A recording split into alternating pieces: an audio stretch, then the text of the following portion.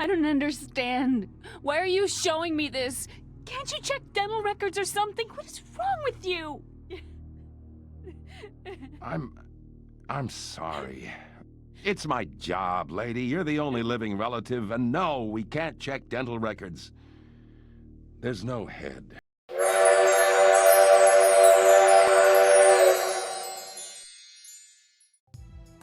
Hello and welcome to Eternal Darkness, Sanity's Requiem. Right there, see?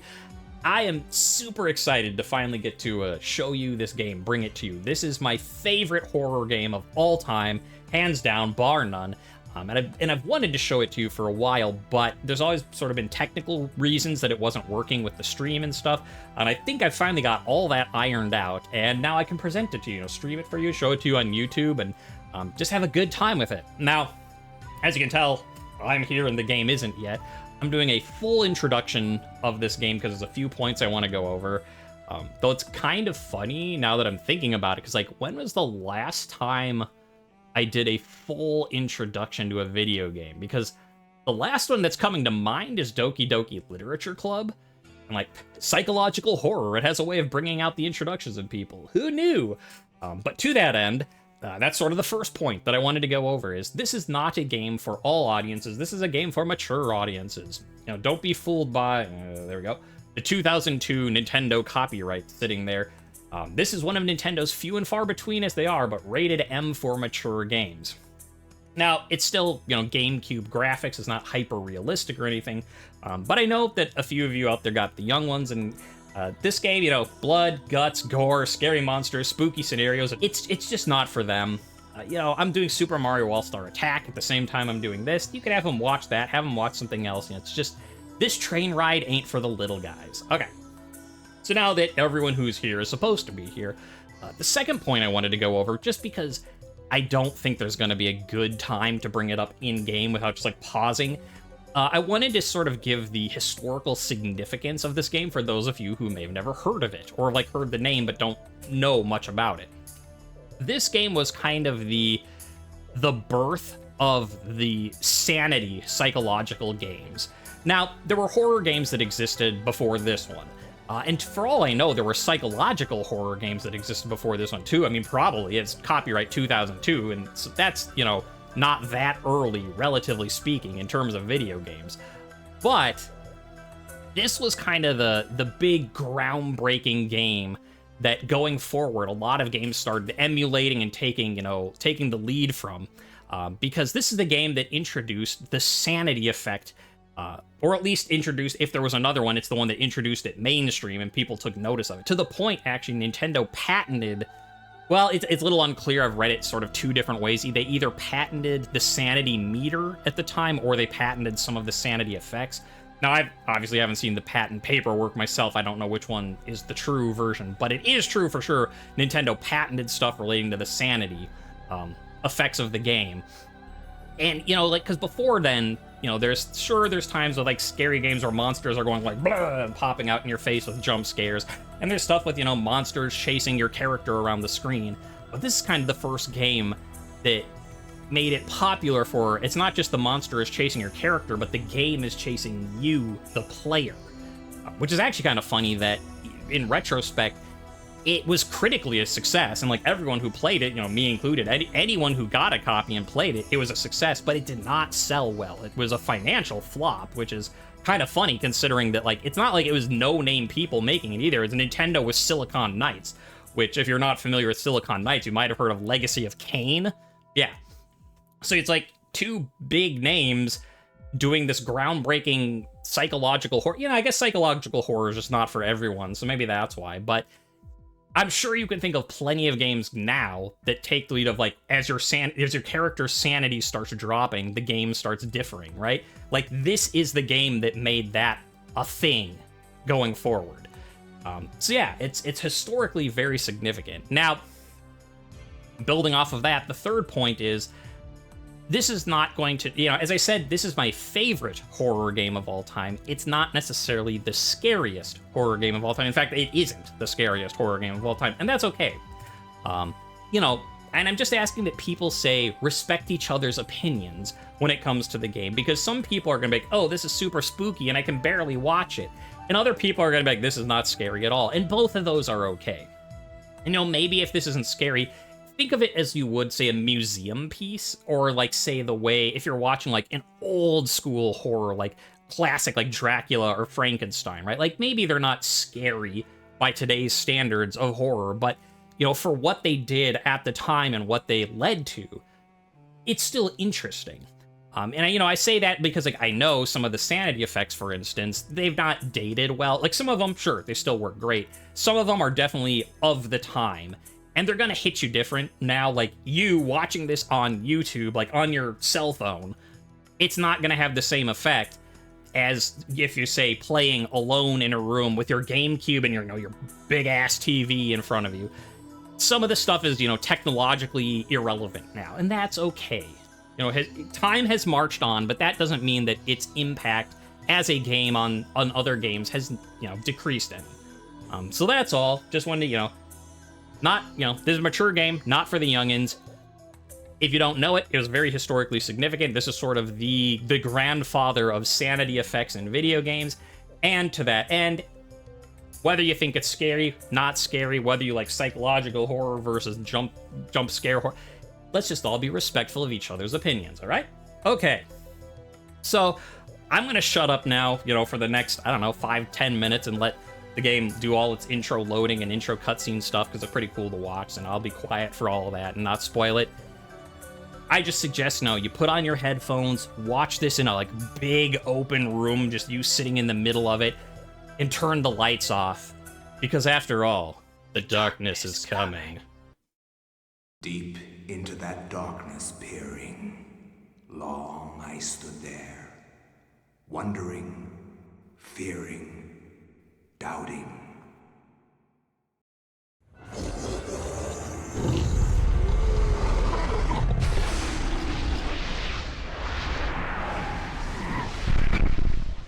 Nintendo.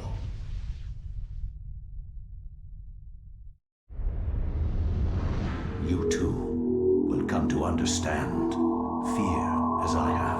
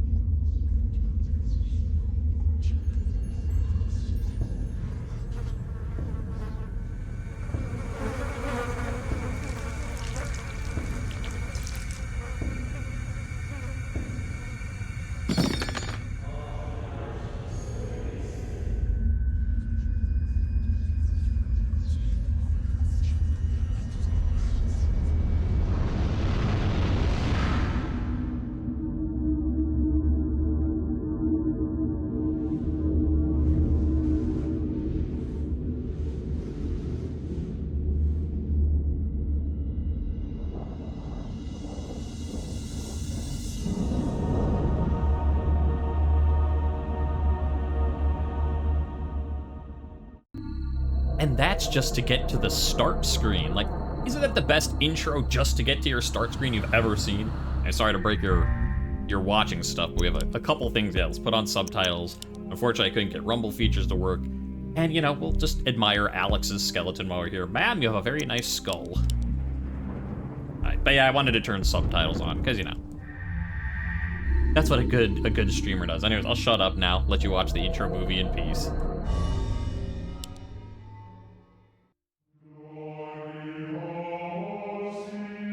Flesh, bone, bound together with the oddest magical incantation. This wretched book is where it all began so long ago, before time, before humanity. I am Dr. Edward Roivas. I am a clinical psychologist. I am also dead. This is not my story, nor even the story of the Roivas family. It is the story of humanity. Like it or not, believe it or not, as you will. Your perceptions will not change reality, but simply color it. Humanity has been on the edge of extinction for 2 millennia, ignorant of so much and dependent on so few. The Guardians grow restless. Their time once again near. Whether by fate or misfortune, my family has crossed their path, and they didn't take kindly to it. Their attention turns to my granddaughter, for she is the last of my line, and the last hope for humanity. Oh yeah, I gotta pick up the controller. I forgot about this little interlude in the intro scene. Gotta play a little dream sequence. There are controls. Okay, that's wrong. Okay. Can I reload? No, no, no. There we go. We learned how to run. We learned how to shoot. Learned how to aim. We're good.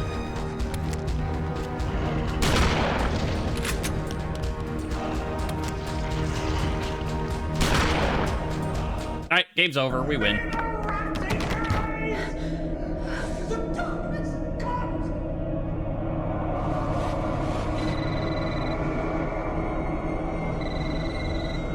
Remember me, Alex.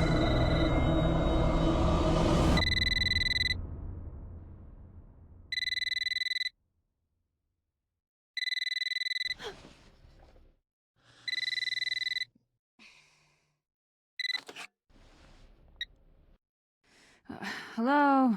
Miss Alexandra Roivas? Yeah, who's this? This is Inspector LaGrasse of the Rhode Island Police. I'm sorry to disturb you, but there's been an accident with your grandfather. I'll be on the next flight out.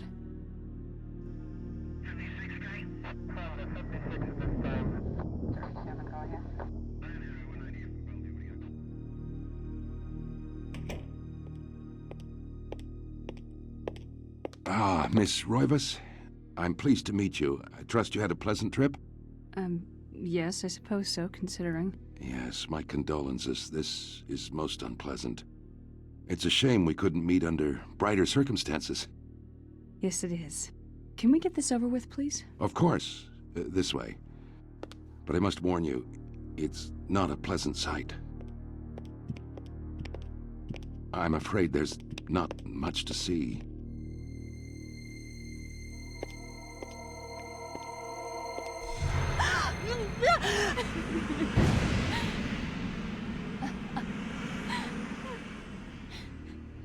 Miss Roivas, is that your grandfather, Edward? Yes, it's him. He's wearing our family ring.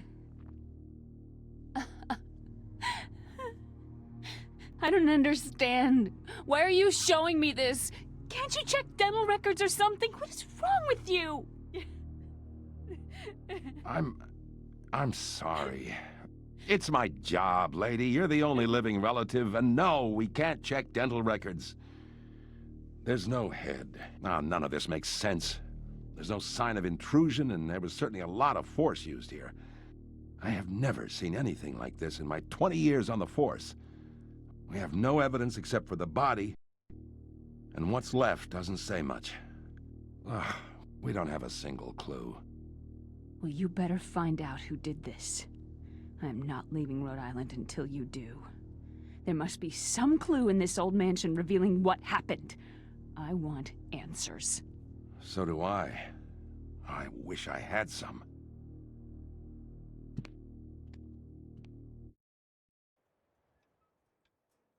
Shocked by her grandfather's mysterious death and frustrated at the incompetence of the local police, Alex vows to uncover the truth. She decides to search the mansion, the place where Edward conducted his research. If there was a tie to his past, and possibly a tie to his murderer, it would be here. Yeah, I forgot that Jennifer Hale was Alex. Actually, even at the start of the scene, I didn't even recognize it until she was like, "You better figure out who did that." I'm like, "Oh, hi Jennifer, how you doing?" Anyway, welcome to Eternal Darkness. This is here's the basic gameplay. You know, as you can see, it's very sort of Resident Evil style, at least for now, where you sort of have a room with limited view, and you go around and you like explore stuff. So like examine detail. Last week, rays of sunlight fight the shroud of darkness. It lends an eerie feel to the last few weeks' events. As the sun sets, Alex will be alone in this house with nothing but the spirits of old for company. Okay, sounds fun. The call of the mansion beckons to Alex, drawing her back to uncover the family secrets it hides. Alex will not leave till she has learned what happened to her grandfather.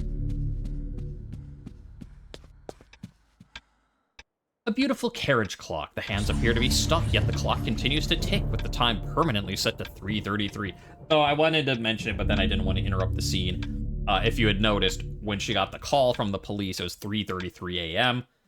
That's 3:33 here. Symbolism. Yay, we found it. Just, keep an eye out for it. There's a key in the back of the clock, presumably for winding it. Should I look at the key? Or, whoops. I was going to say yes, but I'm still trying to figure out what button is what on this controller setup. Alex picks up the desk clock and pulls the key from it. However, there is something odd about the key. It isn't for winding it at all. It looks like a dresser key. Bum-bum-bum.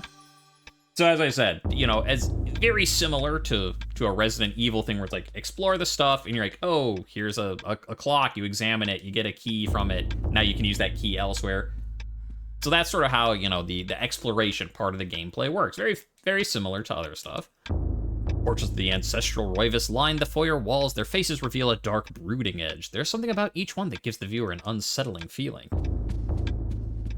Could be something to do with the fact that they're painted super creepily. That's the same. Yep, here's just another wonderful picture of a previous family member. Not creepy at all.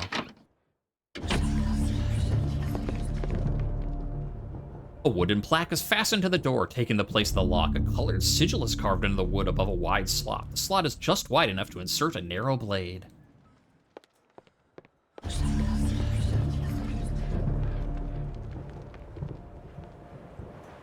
I think I can hear... So you must be near the coast. I mean, it's Rhode Island, so of course you're near the coast, but like, you must be on the coast, because I can hear wind, but I think I also hear waves, too. Crackling fire.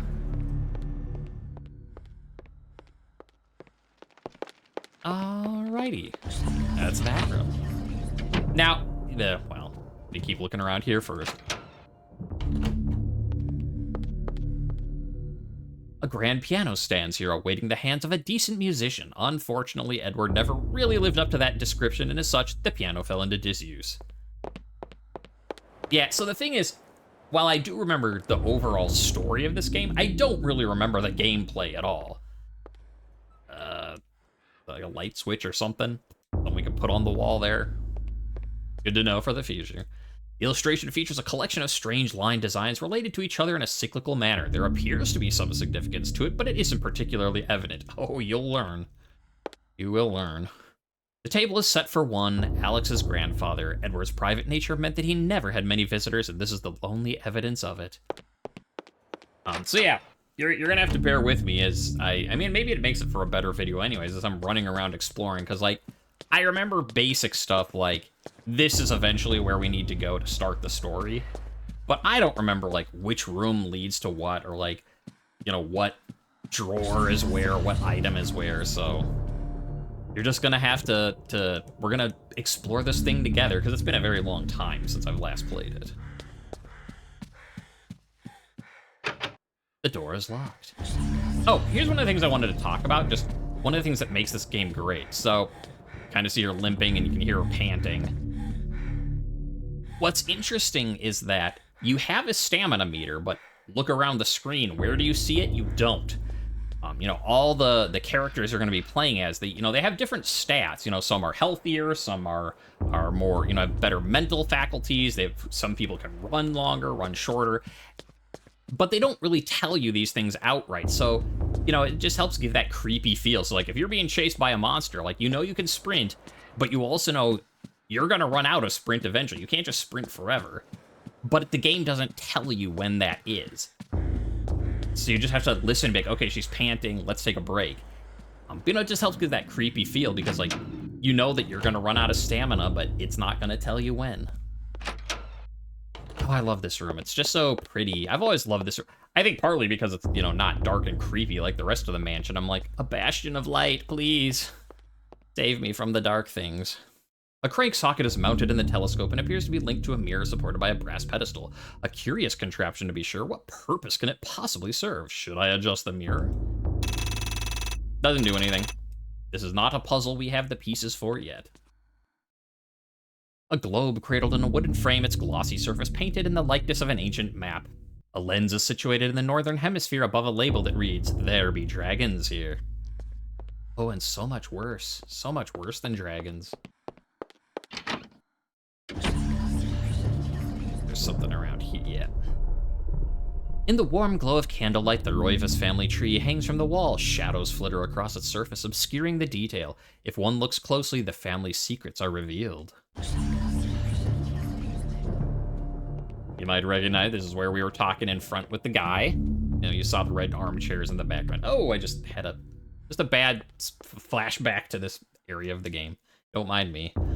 These books contain the history of the Roivas family, genealogy, birth and death records, deeds, writs. The Roivas history is a troubled one. As Mediterranean immigrants, the early Roivas were shunned by other settlers in North America. Suspected of witchcraft, the Roivas were convicted during the witch hunts, forcing them into hiding. As memories faded, the Roivas rebuilt their lives. And what a great job rebuilding did. It just ended with your grandfather being brutally murdered, missing his head in his own house. How wonderful. The books in this corner seem to focus on the supernatural, the writings of Poe, Lovecraft, the poetry of Blake, the art of Bosch, everything with a tie to ethereal horror or fantasy. It's all here, a reference library to the arcane. Was this Alex's grandfather's secret hobby? Or, like, that's exactly what this game is drawing from. It's like, that's the type Poe and Lovecraft and Blake, like, that's what this game is. Oh, here's another thing, before we continue on, just another thing to point out, mechanically speaking. One of the things that I think makes this game so great and just helps add to the spooky atmosphere. So as, you know, I've been comparing it to Resident Evil, again, because, you know, they're sort of similar timeline, and you get this sort of, like, you know, the fixed camera point of view type of, you know, setup right now. But it's not really a fixed camera thing. Like, as we walk, the camera is panning with us. And, like, you know, as we finally get over here, you know, and then it turns this way. But the way that the game has it, you know, set up is that they do this faux fixed camera angle so that you don't really know what's there. Like, you don't know what's in the room with you. You come into this door, now this one here, you know you can walk this way. It's a three-dimensional space with more stuff in it. But you can't see what Alex sees. You know, the game limits you, the player, your information, and it blinds you. It's like, oh, there's a corner right here, and we're not going to show you what's down it until you start going. Which, of course, right now is fine. It's the introduction to the game, but it will not always remain fine, let me tell you. And that's just one of the ways that, you know, the game, even without sanity effects, just screws with the player, is that it gives you the faux fixed point camera, where it's like, oh, it's, you know, it's just like one of those survival horror games where you get, you know, one view of a room and you run around and then you leave. But it's not. There's more to the space than what you see. And the game just hides it from you. And that, it makes things creepier, let me tell you. Slight draft can be felt issuing from beneath the bookshelf, almost as though a vent or empty space is behind it. Got it. Oh, I can't do anything about that, all right. Hi. This looming grandfather clock seems to stand ominously in the corner, gazing on this empty room with an almost patriarchal air. Use left and right to adjust the clock hands. Should I adjust the clock hands? Sure. I'll give you one guess as to what we need to set it to. Oh, so you can't even just pass over it. You gotta be precise. The game's like, we've given you 333 on multiple clocks. You're gonna set it to 333, damn it. 334, not good enough. Secret creepy hallway.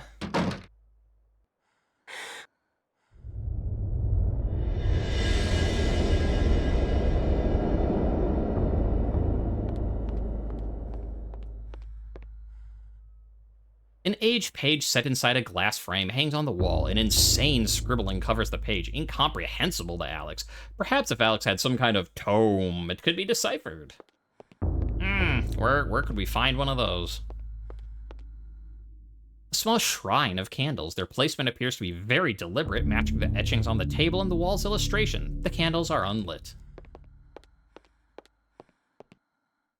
A diabolic drawing of a stack of human bodies, each one cemented into place. What twisted psyche could have executed this drawing? Though disturbing, it is meticulously rendered, down to the subtlest detail. The precise anatomy of fractured bones and convolutions of spines and ribs entwine into a mesmerizing sight. If you say so. An ancient Roman weapon, a gladius, is on display above the fireplace mantle, another token of eclectic junk. Alex has acquired a gladius. There's another thing, just why this game is so great, just like the little details, because how many times in like a horror game or movie has like the protagonist walked by a weapon and they're just like, and just leave it there, like, she's here where her grandfather was brutally murdered, and she's like, oh yeah, that's just part of my grandfather's eclectic junk. But you know what? Maybe I should take a sword with me just in case, because, you know, my grandfather did have his head removed from his body just outside this door. So that's another, it's like, you know, even though they're in a horror game and they have to, you know, sort of follow horror tropes, they're still not stupid, which I like.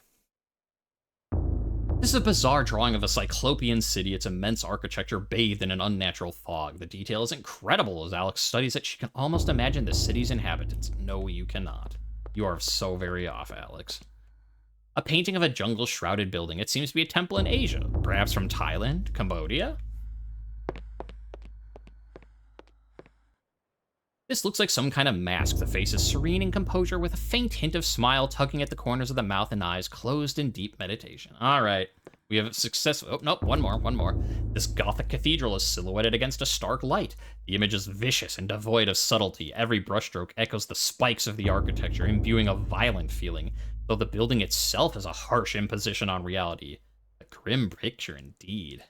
All right, now we've gone through the whole room. Maybe we should look at the glowing book in the center of it. A large leather-bound antique book rests upon the cluttered desk. Should Alex read the book? I mean, no, but we're gonna.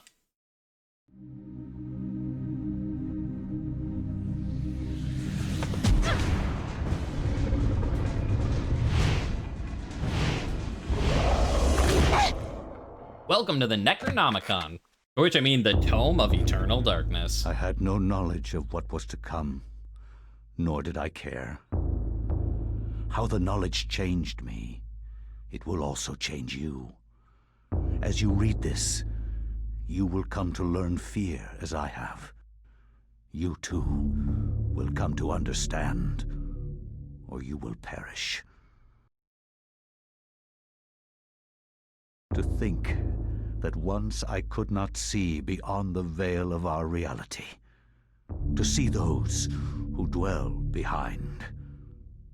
My life now has purpose, for I have learned the frailty of flesh and bone. I was once a fool.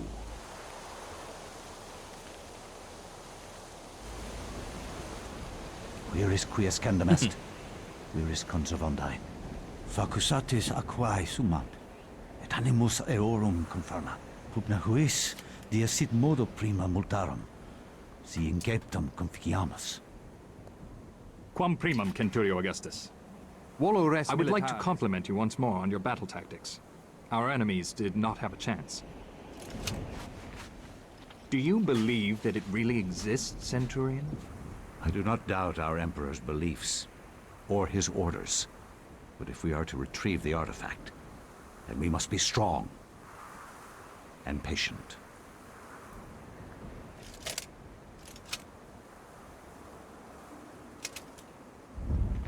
Come to us, pious Augustus.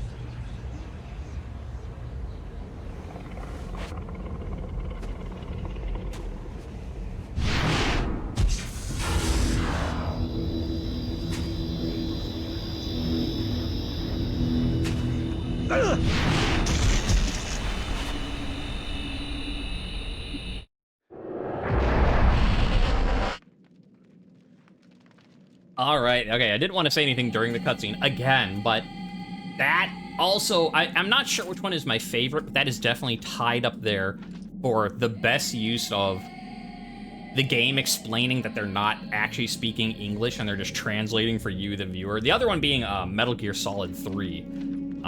Yeah, just like in this one, like they start speaking in Latin and then just sort of they voice over the Latin bit with the English bit. You know, as always, like they're not speaking English. It's just that, you know, we're translating for this for you so you understand it. The decorations on the wall are a mixture of ancient cultures, civilizations that have long since turned to dust. Perhaps this dungeon is all that remains of them.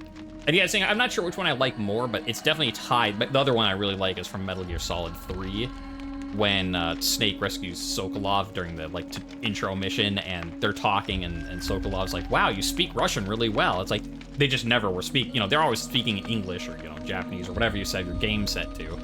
But, you know, just to be like, it wouldn't make sense in like we're addressing that. So yeah, it's a nice way of doing it. This game has so many just like nice little details. And so it's like, yes, you know, they are not speaking English. It's just Alex is reading this and understanding what they said because, you know, magic. A ladder leads into the dank heart of the labyrinth. Danger lurks beneath, yet Pius's courageous resolve does not buckle. Should Pius climb down the ladder? Heck yeah. We're not afraid of no dankness. Hello.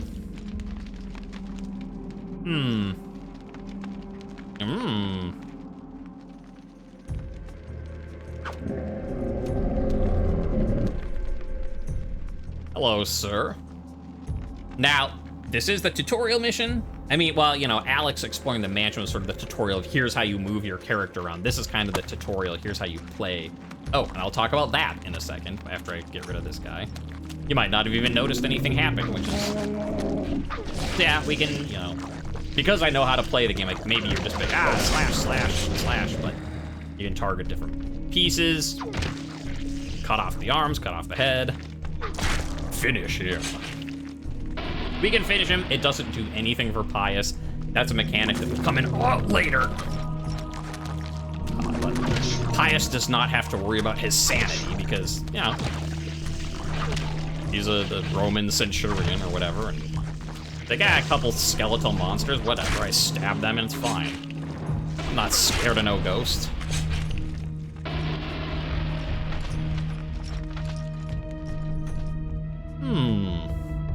A strange granite block lies on the floor. You picked up a granite block. Oh, excuse me. Just had a little bit of cough there.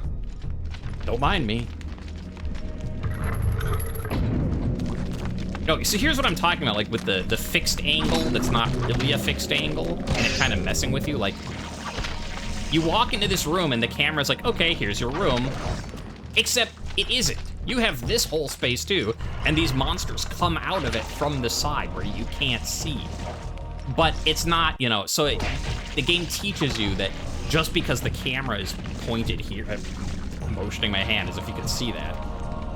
You know, the game is like, here's what you see, but it very quickly teaches you just because you see this doesn't mean you should ignore this.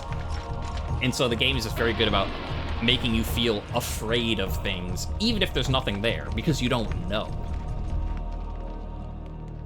A strange granite block rests on the platform. Pius has picked up a granite block. Oh, Zelotov! Oh, I'm sorry. This dusty temple has got my allergies acting up.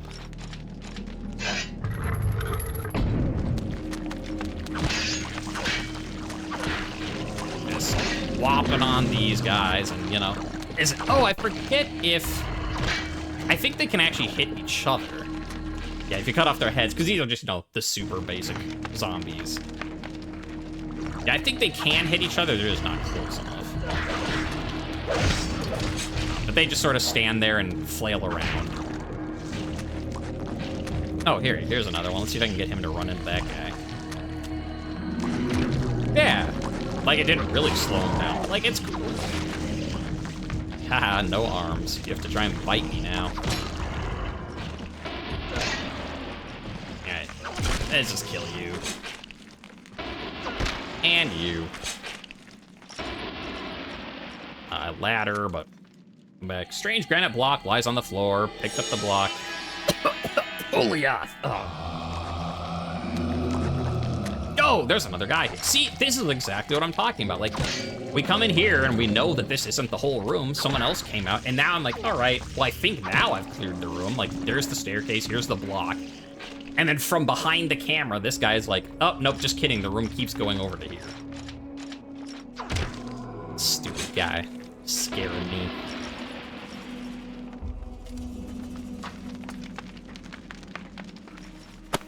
Oh, that's what I was going to talk about in that other room, and then I started fighting.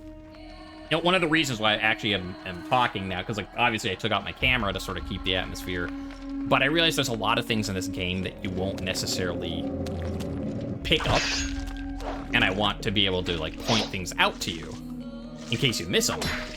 And stuff like that, again, to like attention to detail that helps just give it a creepier atmosphere, that when Pius walks in here, this brazier pops a spark, and Pius just like whips his head around to look at it and then looks back this way. And that helps to you know, make it feel like more atmospheric, that the character is reacting to the same sounds you hear. But then B, like as the game progresses and, you know, the insanity starts taking its toll and you start hearing things that aren't there, and, you know, if the character is reacting to stuff like, is there something there? Is there not something there? It's, you know, here in the tutorial, you can already see like why this can feel so creepy and oppressive, even without any of the other horror stuff on top of it. It's just very well designed. All right, let's get around to murder.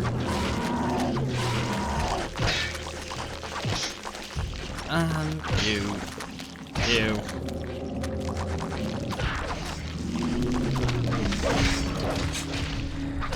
Oh, you're dead now. Stop. All right, are you good? We're good. We're not good.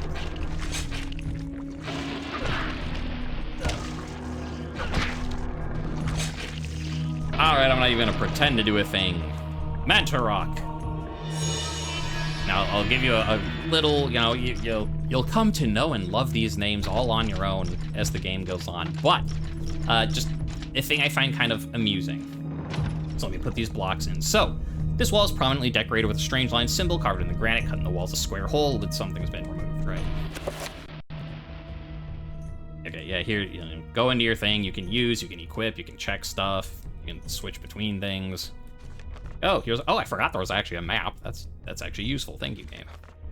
Here's your cinematics, your, you know, settings, all that stuff. Let us use the block. So, Ulyaoth, there's a blue thing. So blue is related to, as you'll learn, it's, and they're talking about like there's these three symbols and there seems to be some sort of connection between them all. What could it mean? Just to catch you all up to speed is, there's sort of a rock, paper, scissors thing going on here with these colors. Don't worry about purple. That's its own thing. We'll get to that. So Ulyaoth is, we'll say the symbol of like the arcane and the, I guess you could call it the spiritual, like the magic. Then we've got over here red, which is Chaturga, and this is the symbol of like physicality and health. And then finally, we've got, as I said, we're not talking about purple yet, that's its own thing. Green is Zelatoth, which is the mind and sanity, or, you know, in this case, insanity. And now there's a rock, paper, scissors thing between them, and, you know, it can be a little daunting at first when you play, like, okay, which one is which? So, like, there's Ulyaoth and Chaturga and Zelatoth. Like, I can't even remember those names. That's just, like, a mix of consonant and vowels. You just throw, like, a stew of letters at me. So how am I supposed to remember, like, that, you know, which beats which and which beats this? And you can try and think of it like, okay, well, magic, you know, the powerful sorcerer can beat the warrior because he's got magic. The warrior can beat the academic because, you know, punches him in the face or whatever. And, like, the academic can, like, outthink and outplan the magic. You're like, okay, I guess that kind of makes sense, sort of. It took me a long time to realize, but there's a super, super easy way to remember how the rock, paper, scissor formula in this game goes. And it kind of ruins the mood, but yes, we're in a cosmic psychological horror game, but think of Pokemon. Think of your starter Pokemon. Water beats fire, fire beats grass, grass beats water. And that's how you very easily remember the dominant and subservient relation between them all. Oh, I never put the purple block in. I was too busy ignoring it that I forgot to actually put in our puzzle piece. The very quick answer is purple rules over all of them, sort of.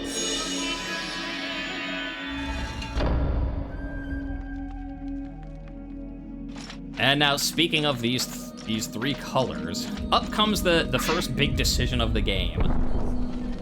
Which, if you're me, the first time you play, you're a lot of people, you're just sort of, oh, never mind, not yet. I'm sorry. As I said, I don't remember the gameplay, I just remember the story stuff, so. Bias, you must prove your worth, that, you know, destroy this statue. This is teaching you how to aim. As I said, we already figured it out. What a nice statue. It even says Pius Augustus on the bottom. Just remember, you did this to yourself, quite literally, Pius, so you have no one to blame but you.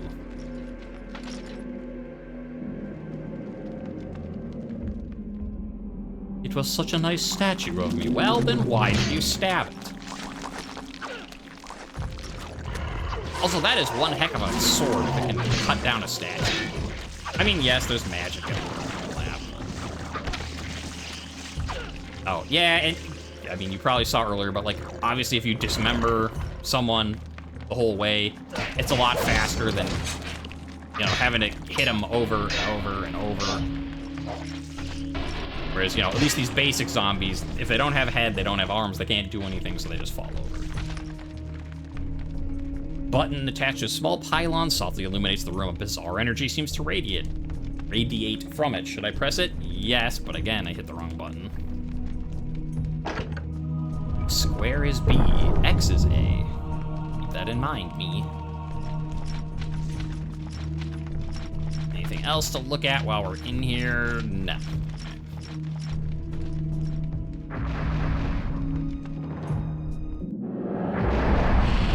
Ah, here we go, the first choice of the game. So, 3 artifacts here. Kind of interesting. Let's take a look at all of them. A strange sculpture resembling a red-clawed worm mysteriously floats above the pedestal. Should Pius claim the artifact? Not yet. What else we got? Shaped like a delicate dome, a pale blue statuette floats gracefully above the pedestal. Not yet. Can't turn around. Oh. Come on. An effigy resembling a warped angel shaped from dark green emerald hovers effortlessly above the pedestal. So, I'm going to be doing what's considered sort of the medium difficulty path, quote unquote. I'm going to be picking blue. The reason why is I think it will sort of give the best gameplay. Why? So it's interesting. People everyone agrees that blue is the medium path. Red is usually considered the hard path, and green is considered the easy path. There's a couple reasons for this. It changes what enemies you get, sort of as your main enemies, as well as what order you'll get your magic spells in, which, you know, we'll get into later when we start getting magic. But that's why it's the same puzzles, it's the same story, the same levels, but, you know, which one you pick will change the order you get magic, and it will change who your main opponents are. And they eat, you know, like, so red being health, the enemies will, they take, you know, they do like twice as much damage and they can regenerate their limbs. Blue being magic, they can explode in like a magic bomb, and then green, as they can drain more sanity from you even if you behead them. I'm gonna go with blue. The one problem with this is it is sort of the most, I think it's the weakest for the cutscenes because, well, I don't want to spoil. We'll get into that later, but we'll claim this artifact and be done with it.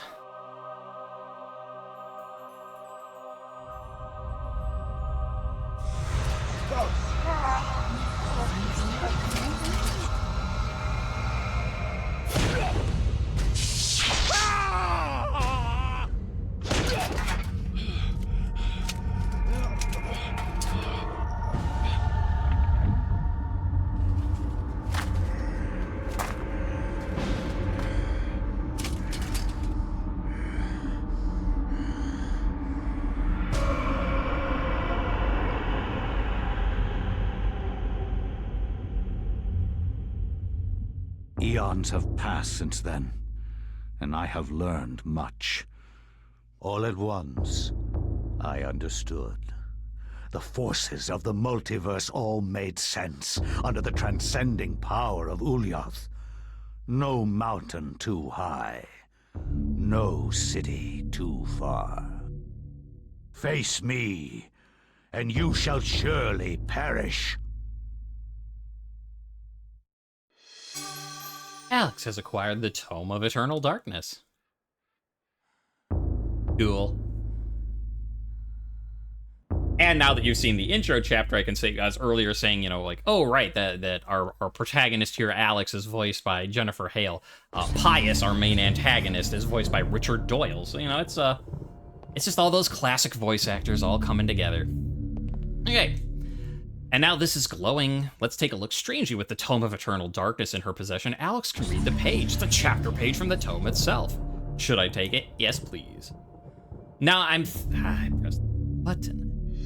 The way I'm thinking this is gonna work for YouTube is I'll probably cut this. This will be the end of the first one. You got a little bonus with Alex beforehand, but I think the way I'll do it is each episode will be a tome chapter and then Alex after the fact.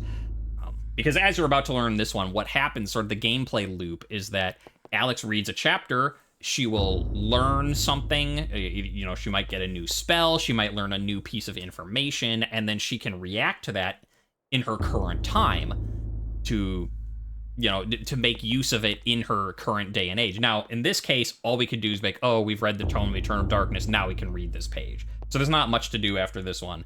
You'll see it a little bit more after the next one, but, you know, see you next time for the next video, because, yeah, this seems like a good way to do it. One tome chapter, followed by Alex. Should Pius climb down the ladder? Heck yeah. We're not afraid of no dankness.